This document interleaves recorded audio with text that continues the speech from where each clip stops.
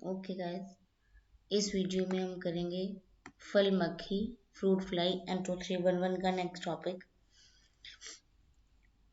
Classification देखें तो order है डिप्टेरा और फैमिली है टेफ्रेटिडी और 4 स्पीशीज बताई गई हैं। इसकी साइंटिफिक नेम बैक्ट्रोसेरा डोर्सालिस और ये इसकी 3 अनदर स्पीशीज बताई गई हैं। और होस्ट प्लांट की बात करें तो आम, अमरूद, लौकाट, अनार, बेर, पीच, नाशपाती, सेब, केला, ये सारे जो एप्रिकॉट है के अतिरिक्त सब्जियों में टमाटर भी है, लौकी, मिर्च और बैंगन, ये सारे इसके होस्ट प्लांट रहते हैं। और डिस्ट्रीब्यूशन की अगर हम बात करते हैं तो इसका जो डिस्ट्रीब्यूशन है वो लगभग देश के सभी क्षेत्रों में पाया जाता है और दक्षिण भारत में इसका प्रकोप अधिक होता है। ऑल ओवर इंडिया में ये पाया जाता है, बट इसका जो प्रकोप है वो दक्षिण भारत, साउथ इंडिया में अधिक रहता है। और वर्ल्ड वाइड बात करें तो इंडिया के अलावा दक्षिण पूर्वी एशिया, पाकिस्तान तथा ऑस्ट्रेलिया में भी यह इंसेक्ट पाया जाता है या फ्रूट फ्लाई मिलती है। बात करते हैं, हम देखते हैं कि इसका जो डैमेज है वो किस प्रकार होता है। इसकी जो लार्वा स्टेज है जिसे मैगट कहा जाता है, जब हम किसी मक्खी की बात करें तो मक्खी का जो लार्वा होता है उसे मैगट कहा जाता है। मैंने पिछले वीडियो में भी बताया था कि अनदर बटरफ्लाई या मॉथ का जो लार्वा उसको कैटरपिलर कहा जाता है, उसे सूंडे या ग्रब भी कहते हैं। और यदि फ्लाई या मक्खी की बात करें तो इसके लार्वा को मैगट्स कहा जाता है और इसकी जो मैगट अवस्था है या लार्वा अवस्था है वो प्लांट्स को हानि पहुंचाती है। और जो फ्रूट्स है उस पर बहुत आसानी से इस कीट की बाध्यता के लक्षण दिखाई देते हैं। फल क्या हो जाता है, कमजोर हो जाता है ना, मैगट्स फल के अंदर गूदा खा लेते हैं, जिससे क्या होता है फल खराब हो जाता है और उसमें से स्मेल भी आने लगती है। और इस कीट के प्रकोप के कारण जो फल है वो पकने से पहले ही गिर जाते हैं, जिससे जो फ्रूट की पैदावार है उसमें कमी आती है।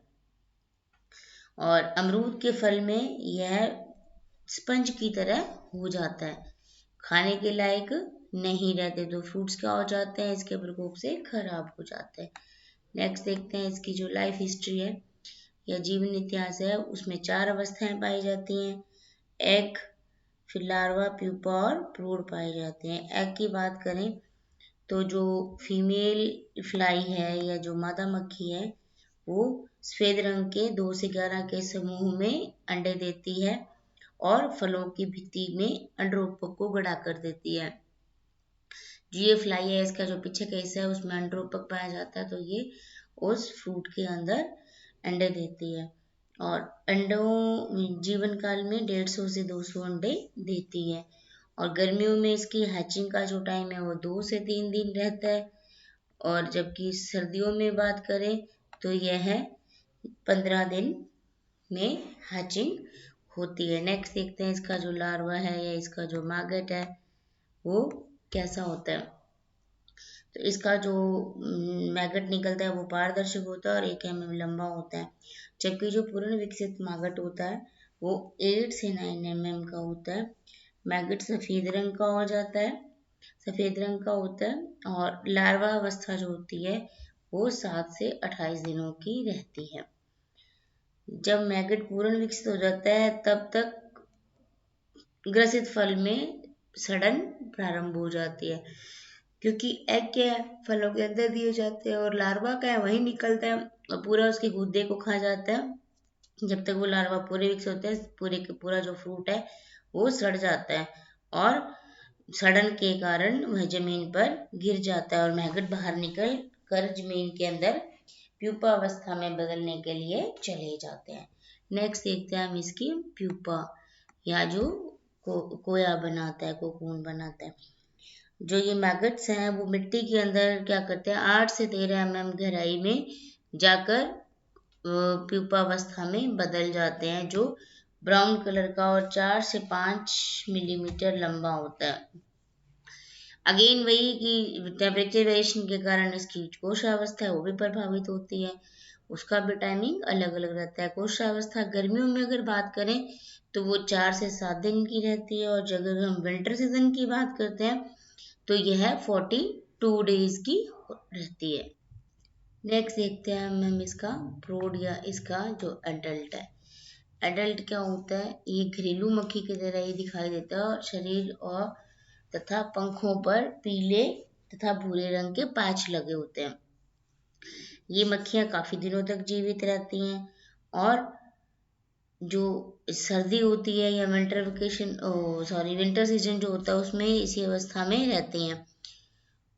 और कद्दू कुल के पौधों पर प्रजनन करती हैं। बसंत जब शुरू हो जाता है तो बसंत शुरू होते ही ये पहले लोकाट और कद्दू कुल के जो प्लांट्स हैं उन पर प्रजनन करती है, और जब वर्षा ऋतु आती है तो यह आम पर पाई जाती हैं।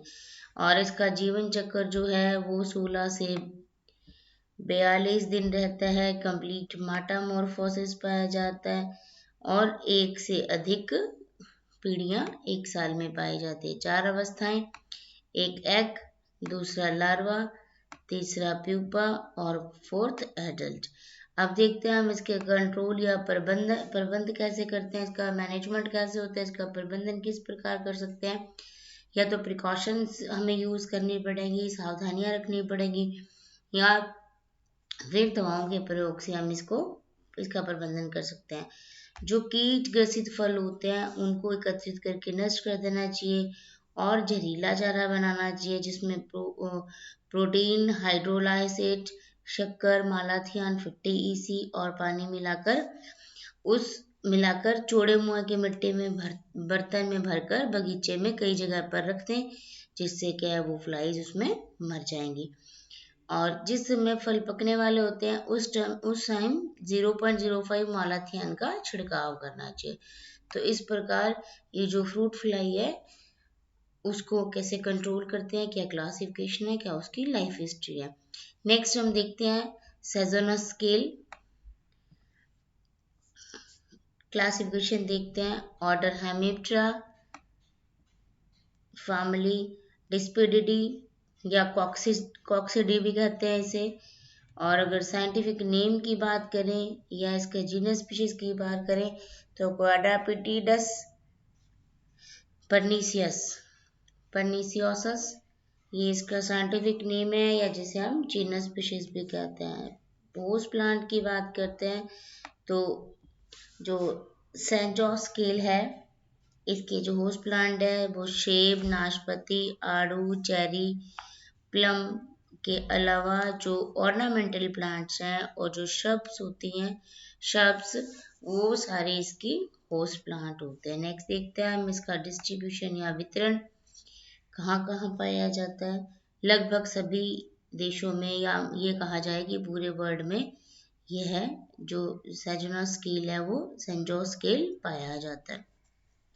और ये ठंडे क्षेत्रों के फलों का महत्वपूर्ण कीट है। जहाँ पे ठंडे जो फल होते हैं ना, ठंडे एरिया में लगने वाले जो फल है उनके लिए ये महत्वपूर्ण कीट कहा जाता है, जो कि उन फसल को डैमेज करता है। देखते हैं कि इसका जो नेचर ऑफ डैमेज कैसा है, या इसको कौन सी इसकी जो अवस्थाएं हैं जो क्षति पहुंचाती हैं। तो निम्फ और जो फीमेल इंसेक्ट है दोनों ही क्या करते हैं, प्लांट्स को डैमेज करते हैं। और ये प्लांट्स के जमीन के ऊपर वाले जो भाग होते हैं जैसे टहनियाँ होती हैं या फल होते हैं उनमें से रस चूसते हैं, और रस चूसने के कारण जो पौधे की सामान्य वृद्धि है वो रुक जाती है, और उसकी जो पार्श्व शाखाएं हैं वो सूख जाती हैं। और अगर इन कीटों की संख्या अधिक हो जाए तो जो पौधे प्रकोपित हो जाते हैं उनकी मृत्यु भी हो जाती है। और जो ग्रसित फल होते हैं वो छोटे रह जाते हैं या स्केली होते हैं, और लाल रंग के एक स्पॉट लाल रंग के घेरे से घिरा हुआ दिखाई देता है। तो ये क्या है, पहचान हो जाती है कि इस प्लांट्स पे जो एक इंसेक्ट है सेंजोस स्केल का आक्रमण हो चुका है या सेंट स्केल का प्रकोप हो चुका है। नेक्स्ट देखते हैं हम इसकी लाइफ हिस्ट्री, इसका जीवन इतिहास क्या है। इसमें दो अवस्थाएं पाई जाती हैं, निम्फ और प्रोड। तो निम्फ क्या होता है देखते हैं कि जो लाइफ हिस्ट्री में दो अवस्थाएं निम्फ और प्रोड मिलती हैं। और कीट की जो स्पेसिफिक कैरेक्टर वो है कि जो एग का विकास होता है वो फीमेल की बॉडी के अंदर ही होता है और एग में से डायरेक्टली निम्फ ही बाहर आते हैं। इस कारण इसमें दो स्टेजेस ही पाई जाती है, एक निम्फ और सेकेंड प्रोड। तो जो निम्फ है वो सक्रिय होते हैं और अपने स्केल से बाहर निकल कर मादा के साथ कॉपुलेशन क्रिया करते हैं और पूरी जो जीवन काल है वो उस स्केल के अंदर ही व्यतीत कर देते हैं। क्या करते हैं कि जो निम्फ है, जो मेल निम्फ है, वो स्केल से बाहर आते हैं, कॉपुलेशन क्रिया करते हैं और अपनी लाइफ को स्केल्स के अंदर ही व्यतीत करते हैं। और जो फर्टिलाइज्ड फीमेल होती है वो 8 से 10 निम्फ प्रतिदिन के हिसाब से प्रोड्यूस करती हैं या पैदा करती हैं। तो 8-10 निम्फ एक दिन में ही बनते हैं और 42 दिनों तक ये फीमेल इंसेक्ट बच्चे देती है। ये ओवोविविपेरस होती है और अपने पूरी लाइफ में 300 से 400 निम्फ को जन्म देती है। मतलब एक फीमेल की जो प्रोडक्शन रेट है वो 300 to 400 पूरी लाइफ में निम्फ पैदा करती है। और ये जो निम्फ होते हैं वो रेंग कर काफी दूर तक चले जाते हैं और अपने पेरेंट स्केल के पास पहुंच जाते हैं। 12 से 24 घंटे तक ये स्वतंत्र जीवन व्यतीत करते हैं और उसके बाद अपने मुखांगों को चुभाकर उन प्लांट्स का रस चूसना शुरू कर देते हैं।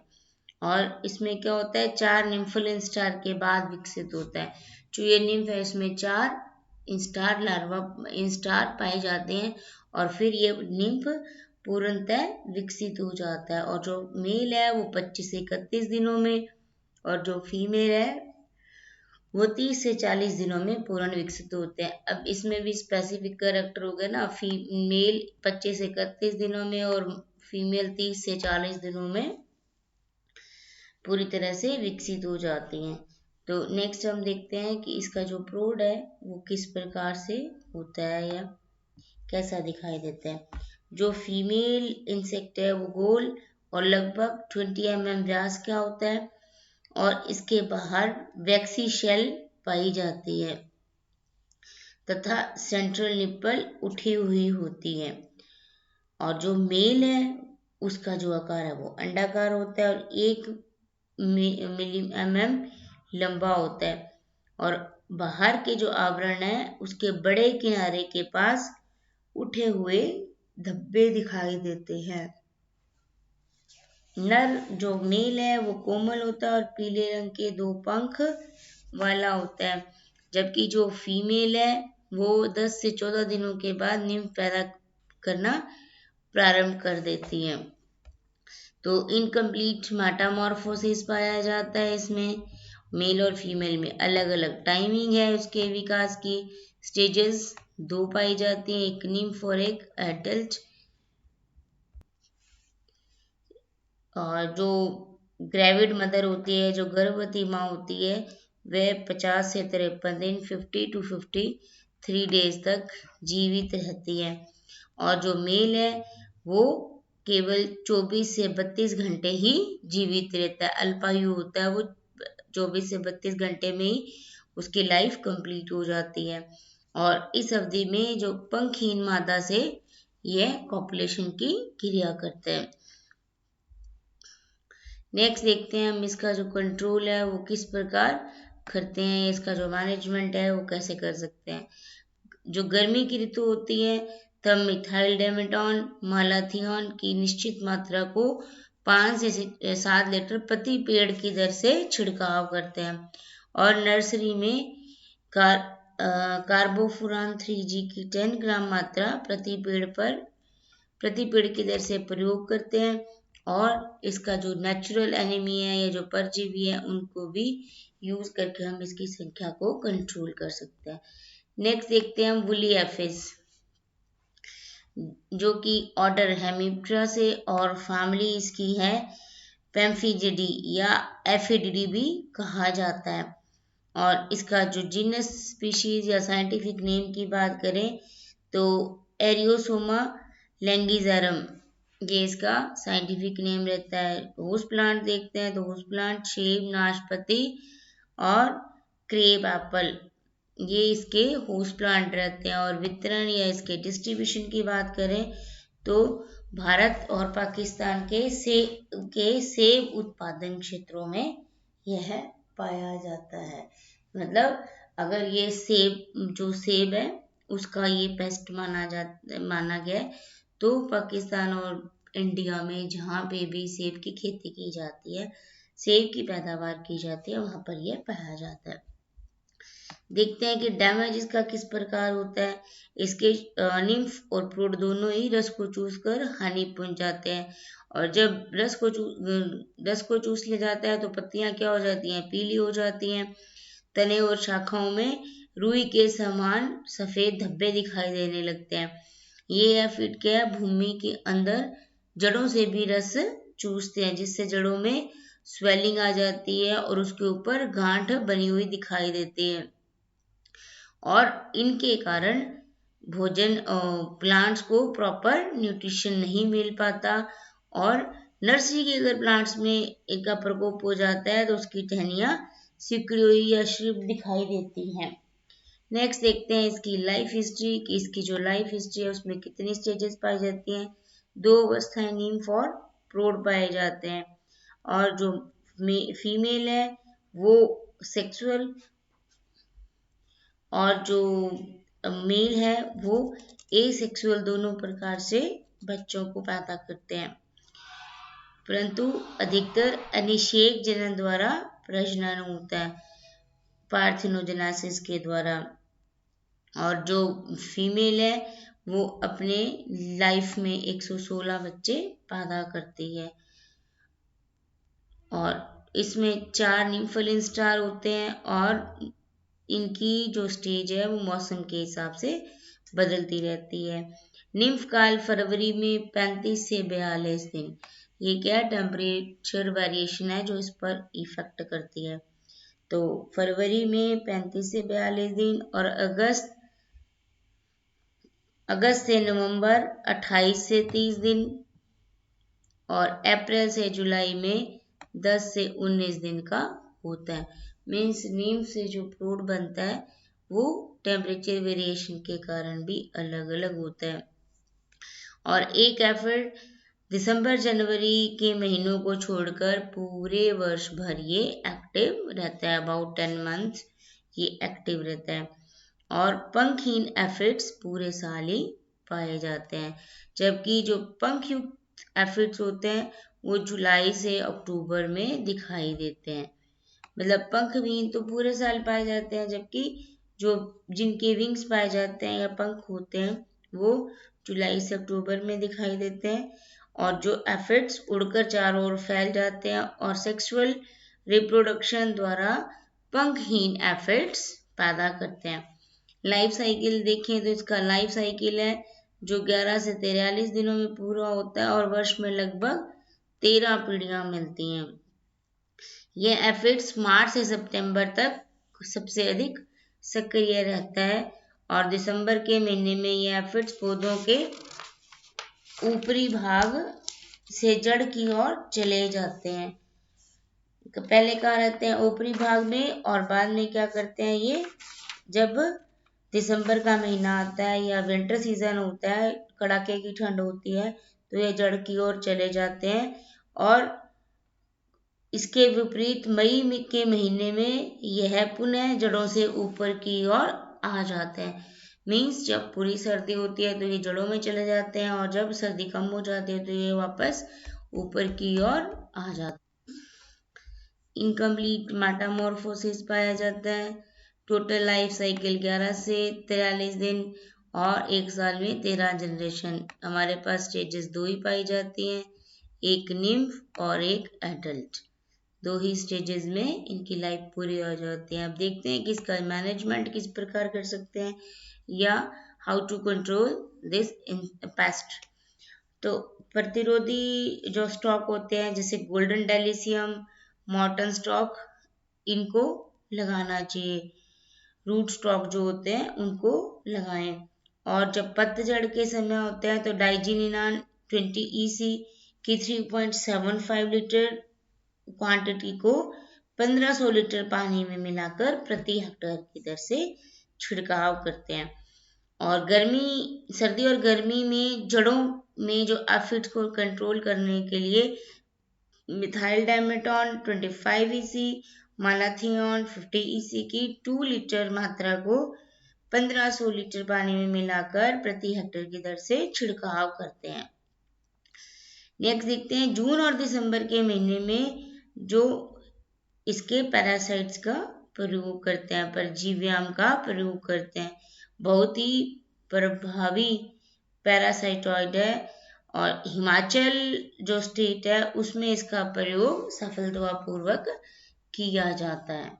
तो इस प्रकार ये जो एफिड्स है इसका लाइफ साइकिल देखा और किस प्रकार इसको हम ट्रीट करके हम इसको कंट्रोल कर सकते हैं। नेक्स्ट देखते हैं हम काले शिखर की सुंडी, black headed caterpillar, order lepidoptera, family Cryptophasidae, और साइंटिफिक नेम या जीनस स्पीशीज की बात करें तो ओपिसिना एरेनोसेला। नेक्स्ट देखते हैं इसकी होस्ट प्लांट कौन से हैं, नारियल, टॉलीपॉर पाम, टोडी पाम और ऑर्नामेंटल पाम। और ये जो वितरण की बात करें तो ये इंडिया के लगभग सभी द्वीप में पाया जाता है। और इसकी जो खतरनाक अवस्था होती है, जो डैमेज करती है, वो होती है इसकी लार्वा अवस्था, जो ग्रुप में लीफलेट्स की निचली सतह पर रेशम और फ्रास, सिल्क और फ्रास से गैलरी बनाकर क्षति बनाते हैं या सुरंग बनाकर क्षति करते हैं, जिससे पूरी जो ये लीफलेट्स होती हैं या फॉलिएज होती हैं वो सूख जाती हैं, पत्तियां होती हैं जो सूख जाती हैं। और इन पौधों को जगह जगह टुकड़ों में पत्तियों के सूखे होने पर और उन पर इन इंसेक्ट की एक्सक्रीटरी प्रोडक्ट इकट्ठे होने के कारण आसानी से पहचाना जा सकता है कि इन प्लांट्स पर जो ब्लैक हेडेड कैटरपिलर का अटैक हो चुका है। लाइफ हिस्ट्री की बात करें तो लाइफ हिस्ट्री में 4 अवस्थाएं पाई जाती हैं, एग, लार्वा, प्यूपा और एडल्ट। तो एग की बात करते हैं तो एग कहाँ दिए जाते हैं, पुरानी पत्तियों में जो लार्विस गैलरी के समीप छोटे छोटे सफेद क्रीम रंग के अंडाकार एग कहाँ दिए जाते हैं, लीफलेट की कॉर्नर पर चोटी के पास दिए जाते हैं। और फीमेल अपनी लाइफ में 180 अंडे देती है और एग का जो टाइमिंग होता है एग हैचिंग का वो 5 डेज का रहता है। 5 डेज में एग हैच होकर या पककर लार्वा बन जाते हैं। नेक्स्ट देखते हैं हम लार्वा की। जो लार्वा है वो पीले सफेद रंग का होता है और बाद में हरे पीले रंग का हो जाता है। और पूर्ण विकसित जो लार्वा है वो हल्के रंग का हो जाता है और 15 mm लंबा हो जाता है। इसमें 5 बार निर्मोचन क्रिया पाई जाती है और 40 से 42 दिन में यह लार्वा पूर्ण रूप से विकसित हो जाता है। नेक्स्ट देखते हैं प्यूपा। जो पूर्ण विकसित जो लार्वा है वो क्या करता है, रेशमी धागे से कोकून बनाकर गैलरीज में कोशावस्था में बदल जाता है। जो उसने गैलरीज बना रखी होती है ना लीफलेट के नीचे, वहीं पर ये क्या प्यूपा में बदल जाता है। और प्यूपा गहरे रंग का अपारदर्शक होता है और जो ये प्यूपा अवस्था है या जो कोशा अवस्था है वो 12 दिनों की होती है। नेक्स्ट देखते हैं हम इसका जो प्रोड है वो प्रोड किस प्रकार का होता है।